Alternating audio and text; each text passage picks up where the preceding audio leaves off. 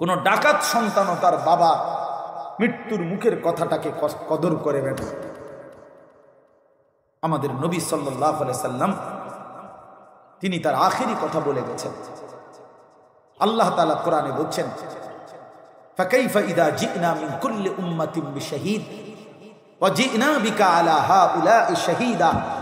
এই আয়াতের একটা তাফসীর এটা যে আল্লাহ তাআলা বলছে, বন্ধু আপনাকে সামনে রেখে, আপনার সাক্ষ্যে, আপনার উপস্থিতিতে আমি আল্লাহ আপনার উম্মতের আমলনামা খুলব, আপনারে দেখাবো।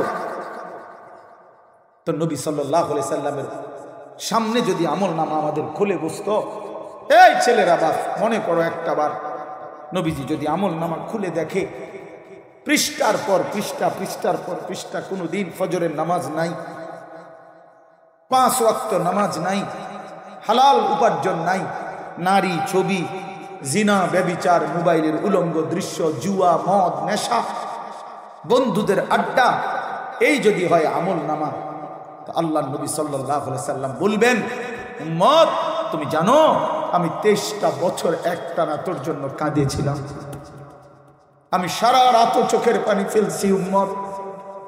আম্মা জান আয়েশা রাদিয়াল্লাহু তাআলা আনহা বলছেন, নবীজি এই পরিমাণ রাত্রিবেলা লম্বা কাঁদছে এক দাঁড়ানোতে ফজরের আজান পর্যন্ত, হাত্তা তাওয়াররামাত কাদামাহু, নবীজির 2টা পাও মোবারক ফুলে ফুলে গেছে, চোখ লাল হয়ে গেছে, দাড়ি মোবারক ভিজে গেছে, বুকের পশম ভিজে গেছে।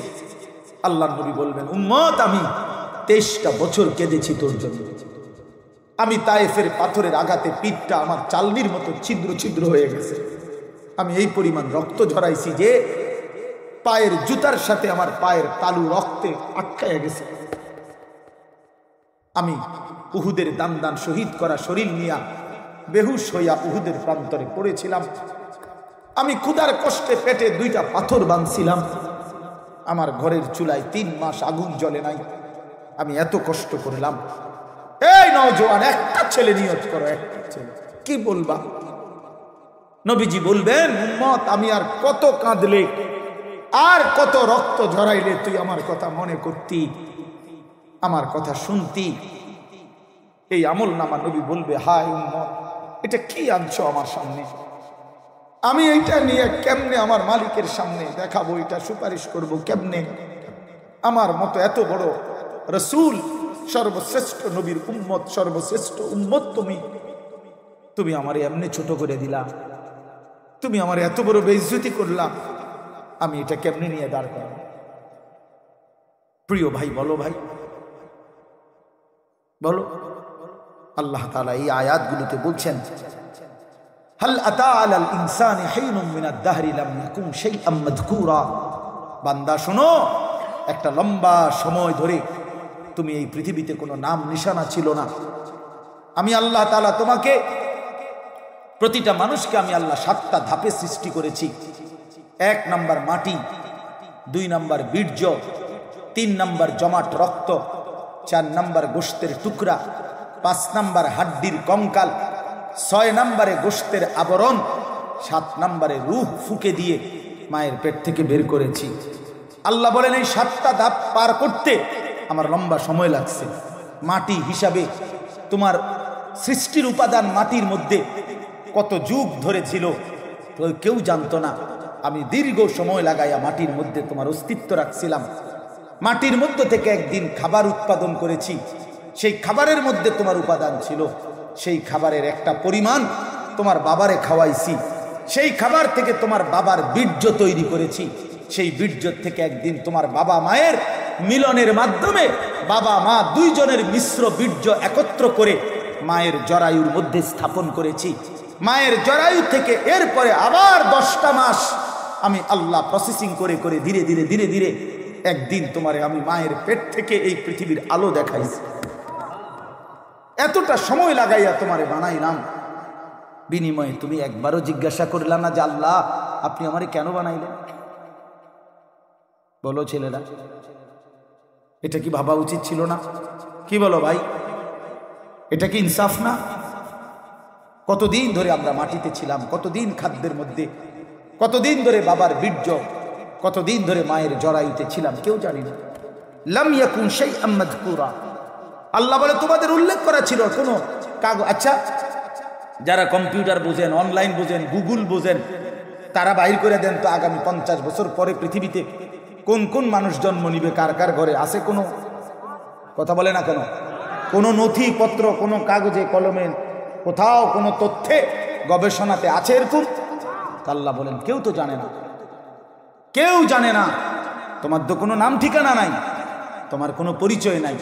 আমি যেদিন তোমার মায়ের পেট থেকে তোমারে বের করেছি, 7 দিনের দিন যখন সিদ্ধান্ত নিছে তোমার নাম আনিসুর রহমান, সেদিনে না ফয়সালা হয়েছে তুমি আনিসুর রহমান। এর আগে তোমার চিন্ত কি? এর আগে তোমার নাম ঠিকানা, তুমি যে এখন মাতবরি করো, এর আগে আমি আল্লাহ তো তোমার এই লম্বা সময় পার করে এনেছি। ইন্না খালাকনাল ইনসানা মিন নুতফাতিন আমশাজ। আল্লাহ তাআলা বলেন স্বামী স্ত্রী উভয়ের বীর্য একত্র করে আমি আল্লাহ মানুষকে মায়ের জরায়ুতে স্থাপন করে দীর্ঘ 9 মাস 10 মাস পরে মায়ের পেট থেকে আমি আল্লাহই সৃষ্টি করেছি, বের করেছি। এখন প্রশ্ন হলো কেন বানাইলাম বান্দা? আল্লাহ বলেন নাবতালিহি, পরীক্ষা করার জন্য, ভাত খাওয়ানোর জন্য, পরীক্ষা করার জন্য, ফুর্তি করার জন্য না, পরীক্ষা করার জন্য। তাহলে আল্লাহ তাআলা আমাদেরকে কেন বানাইলেন বলেন না ভাই? শেষ করে দিচ্ছি আমি। কেন বানাইলেন? পরীক্ষা করার জন্য, পরীক্ষা করার জন্য, পরীক্ষা করার জন্য, পরীক্ষা করার জন্য। প্রশ্ন হলো কি পরীক্ষা? কি পরীক্ষা নিবেন আল্লাহ? আল্লাহ তাআলা বলেন বান্দা, অস্থায়ী এই দুনিয়াতে অনির্দিষ্ট একটা হায়াত তোমারে আমি দিলাম। তুমি চাইলেও আমি তোমারে রাখতাম না, তুমি না চাইলেও আমি তোমারে এনে রাখতাম না। তুমি কোনো এনে থাকুন না, অল্প কয়দিন তোমারে রাখবো, এরপরে তোমারে আমি তোমারে আসল গন্তব্য, স্থায়ী গন্তব্য আখিরাতে নিয়ে যাব। তুমি চাইলেও নিমু, না চাইলেও নিমু, চাইলেও মরণ, না চাইলেও মরণ, ঠিক কিনা বলেন না? তাহলে আমি আল্লাহ এই অল্প একটু সময় তোমারে রাইখা দেখতে চাই তুমি স্থায়ী ঠিকানায় কি জান্নাতে যাবা নাকি জাহান্নামে যাবা। এর জন্য পরীক্ষা করতে এই স্বল্প সময়ের জন্য এই প্ল্যাটফর্মে, এই দুনিয়ার এই ঠিকানায় একটু সময়ের জন্য রাখলাম। এই পরীক্ষাটা আমি করব। নাবতালিহি ওয়া নাবলুকুম ওয়ালা নাবলুয়ান্নাকুম লিয়াবলুয়াকুম লিনাবলুয়াহুম। এই শব্দের অর্থ একটা, সবগুলো কোরআনের আয়াত। পরীক্ষা, পরীক্ষা, পরীক্ষা, পরীক্ষা, পরীক্ষা, পরীক্ষা আল্লাহ বলছেন। এখন আসেন, তাহলে এই কথাটা আমরা বুঝলাম যে আল্লাহ তাআলা আমাদেরকে এই পৃথিবীতে বানিয়েছেন কিসের জন্য বলেন না ভাই? বলেন একটু। পরীক্ষার জন্য। কি পরীক্ষা? ওই মূল গন্তব্য আখিরাতে কি জান্নাতে যাব না জাহান্নামে যাব, এই পরীক্ষার। এটা পরীক্ষার হল। দুনিয়া হলো দারুল ইমতিহান, পরীক্ষার ঘর। আখিরাত হলো দারুল জাযা, ফলাফলের ঘর। দুনিয়া হলো দারুল মিহান, মেহনতের পরিশ্রমের ঘর। আর আখিরাত হলো দারুস সওয়াব, বিনিময়ের ঘর। এখানে মেহনত, কবরে বিশ্রাম, জান্নাতে আরাম। এই 3টা কথা খালাস, জিন্দেগি আমার খালাস। 3 কথাই জীবন। দুনিয়ায় করব মেহনত, কবরে করব বিশ্রাম, জান্নাতে করব আরাম। ইনশাআল্লাহ, ইনশাআল্লাহ, মাশাআল্লাহ। আরে বান্দা, তোমার জন্যই তো আল্লাহ জান্নাত বানাইছে। জান্নাত আল্লাহ দেওয়ার জন্য বানাইছে, আটকাইয়ে রাখার জন্য বানায় না। কথা বলেন না কেন? আল্লাহ দিতে চায়, বান্দা দিতে চায়। নাব্বি ইবাদি আন্নী আনাল গফুরুর রহিম। আল্লাহ বলছে বন্ধু, আমার 90 বছরের নাফরমান বান্দারও বইলেন, ওই যদি গুনাহ ছেড়ে যায় আর করবে না, ওয়াদা দেয়, আমারে যদি 1 ফোঁটা চোখের পানি ফেলে ডাক দেয়, আমার বান্দারে বইলেন আমি গফুরুর রহিম, আমি মেহেরবান, দয়ালু, ক্ষমাশীল, আমি 90 বছরের গুনাহ একসাথে মাফ করে দেব। আমি আসমান ছোঁয়া গুনাহ মাফ করে দেব। লাউ বালাগাত যুনুবুকা আনানাস সামা সুম্মা ইস্তাগফারতানি গফারতু লাকা ওয়ালা উবালি। আল্লাহ বলে আসমান পর্যন্ত যদি গুনাহ পৌঁছে যায়, তবুও যদি তুমি গুনাহ ছেড়ে দিতে হবে, আপনার দিলের মধ্যে এটা থাকতে হবে আমি গুনাহ ছেড়ে দিছি, আর করব না, ওয়াদা দিছি, লজ্জিত হয়ে মাফ চাচ্ছি। আল্লাহ বলেন তাহলে আসমান পরিমাণ গুনাহ কোনো পরোয়া না করে আমি মাফ করে দেব। তুমি আইসো বান্দা, যুবক, তুমি তোমার মালিকের কাছে আইসো রাত গভীরে, তোমার মালিক তোমার রাতেই মাফ করে দেবে। আল্লাহ বলে, বান্দা তুমি যদি আসো রাত 3টায় গুনাহ নিয়া, আমি রহমত আর মাগফিরাত নিয়ে আসবো রাত 3টায়। তুমি আসবা যখন, আমি আসবো তখন। ইন আতাইতানি লাইলান আতাইতুকা লাইলান, ইন আতাইতানি নাহারান আতাইতুকা নাহারান। তুমি রাতে আসলে রাতে মাফ, দিনে আসলে দিনে মাফ। আমার কোনো ছুটি নাই, আমার কোনো বিশ্রাম নেই। আল্লাহ আমাকেই মাফ করে দেন। তো ভাই, আল্লাহ তাআলাকে যদি এবার বলি, আল্লাহ আমি যদি পরীক্ষায় পাশ করতে চাই, জান্নাতে যেতে চাই, আমি দুনিয়ায় পরীক্ষা দেব, তো কিন্তু পরীক্ষায় পাশ করবার জন্য আপনি আমারে কি কি দিচ্ছেন? বই কই, সিলেবাস কই, বুঝাইব কে, স্যার কই? কথা বোঝেন নাই? ঠিক আছে, আমি পরীক্ষা দিব, পাশও করতে চাই, জান্নাতেও যেতে চাই, আপনি আমার ব্যবস্থাপনা কি দিলেন? কথা বুঝছেন? তো আল্লাহ তাআলা বলেন, আমি 3টি ব্যবস্থা দিয়েছি। সুবহানাল্লাহ। 1, ফাজআলনাহু সামিআম বাসীরা, শুনবার জন্য কান দিলাম, দেখবার জন্য চোখ দিলাম। অর্থ হলো, তাফসিরে লিখছে, এটা মিসাল স্বরূপ 2টা অঙ্গ আল্লাহ বলছে। অর্থ হইল, আল্লাহ তাআলা বলেন, আমি এমন একটি শরীর দেহ তোমারে দিলাম যে আমি যতগুলো হুকুম করছি, যতগুলো নিষেধ করছি, আল্লাহর কসম আল্লাহ বলে, বান্দা শতভাগ আমার সমস্ত হুকুম মানা, নিষেধ বর্জন করার 100 যোগ্যতা দিয়েই আমি তোমার শরীরটা বানাইছি। এমন একটা হুকুম আমি দেই নাই যেটা তুমি পারতা না, এমন একটা নিষেধ আমি করি নাই যেটা তুমি পারবা না, বরং আমাকে মানার শতভাগ যোগ্যতা দিয়েই একটা শরীর আমি আল্লাহ তোমাকে দিয়েছি। সুবহানাল্লাহ। ফিতরাতাল্লাহিল্লাতী ফাতারান নাস আলাইহা, কুল্লু মাউলুদিন ইউলাদু আলাল ফিতরা। কোরআনেও আছে, নবীজিও বলছে।